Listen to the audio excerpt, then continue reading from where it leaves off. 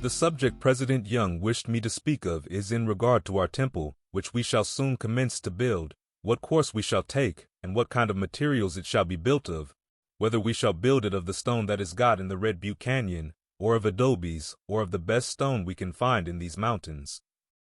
For instance, at Sanpete there is some splendid stone, and inasmuch as we intend to build a house unto the Lord for him to accept, for his angels to come to as ministers to give instructions, I can feel myself as though we are perfectly able to build one of the best kind of materials from the foundation to the tip top.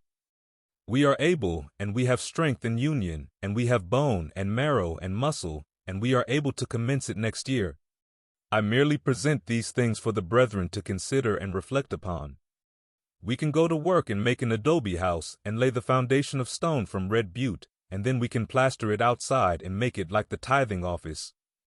I would like to see something pretty nice, something noble, and some of the most splendid fonts that were ever erected.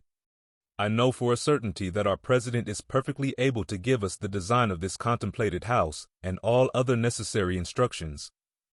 What we need is to receive those blessings that we all want, and this must be felt more, especially by those who have come in this present season. These blessings are just as necessary for those who go south as for those who go north. It makes no difference. They will all, however, get their blessings and enjoy their privileges in obtaining those things.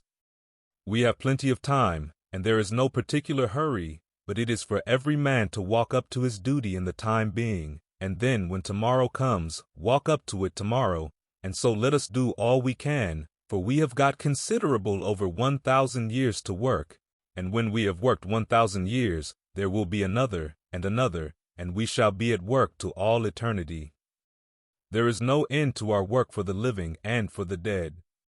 Let us try and be active to do whatever we find to do today. Let the brethren go and get farms and locate themselves and raise good fields of grain, that they can bring in the firstfruits of the earth. This is what is required to be done at the present time. Take this course, brethren, and then everything you possess will prosper, and you will be abundantly blessed. It is just as necessary to be engaged in one thing as it is in another. It takes many kinds of materials to build a house, so it requires all kinds of materials to build another earth like this. It requires the same kinds of materials to make one man as it takes to make another. But let us try to temper ourselves according to the gospel of Jesus Christ and the plan of salvation. We will bring up a few comparisons. Now, supposing Brother Tanner goes into the shop to make a scythe, and he takes the materials necessary for the formation of that scythe, is he dictated to by it as to how he shall mold it and fashion it? Would you have the scythe rise up and say, "Brother Tanner, what do you do so for? Why do you strike me on the back?" Well, it is just as ridiculous for you to undertake to dictate to President Young or those whom he sets to work. It is not for you to dictate to them. Upon the same principle, supposing I have a lump of clay which I put upon my wheel, out of which clay I want to make a jug, I have to turn it into as many as 50 or 100 shapes before I get it into a jug. How many shapes do you suppose you are put into before you became saints, or before you become perfect and sanctified to enter into the celestial glory of God? You have got to be like that clay in the hands of the potter. Do you not know that the Lord directed the prophet anciently to go down to the potter's house to see a miracle on the wheel?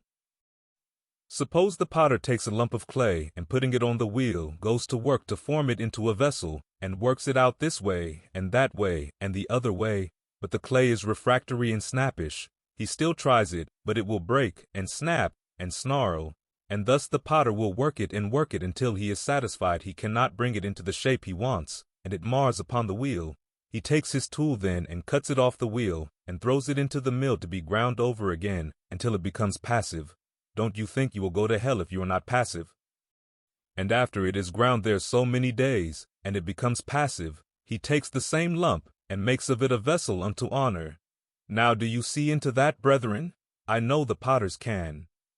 I tell you, brethren, if you are not passive you will have to go into that mill, and perhaps have to grind there 1,000 years, and then the gospel will be offered to you again, and then if you will not accept of it, and become passive, you will have to go into the mill again, and thus you will have offers of salvation from time to time until all the human family, except the sons of perdition, are redeemed.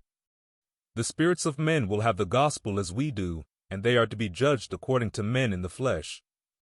Let us be passive, and take a course that will be perfectly submissive.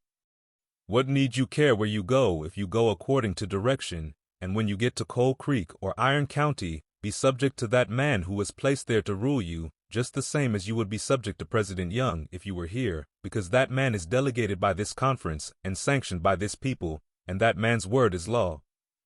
And so it is with the bishops. They are our fathers, our governors, and we are their household. It is for them to provide for their household, and watch over them, and govern and control them.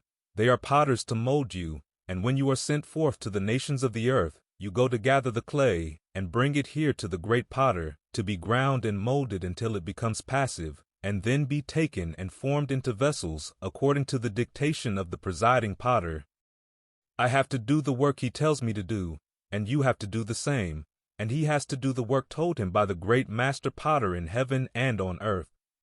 If Brother Brigham tells me to do a thing, it is the same as though the Lord told me to do it.